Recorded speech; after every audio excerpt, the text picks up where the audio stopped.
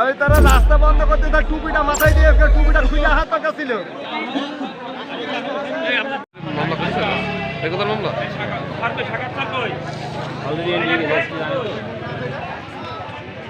আছি ভাইয়া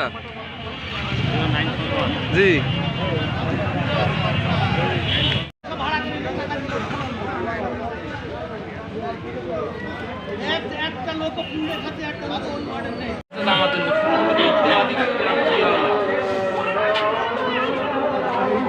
আমি তারা রাস্তা বন্ধ করতে তার টুপিটা মাথায় দিয়ে টুপিটা খুলে হাত পাকা ছিল। আপনাদের কি জন্য মারছিল?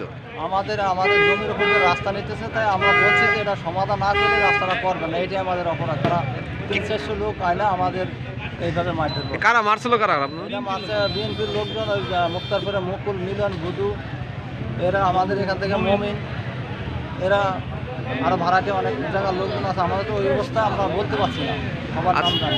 এখানে কি আপনারা থানায় অভিযোগ করলেন? জি, থানায় অভিযোগ করবো। আপনার নাম কি? আমার নাম মোহাম্মদ আবহানি। বাবার নাম কি?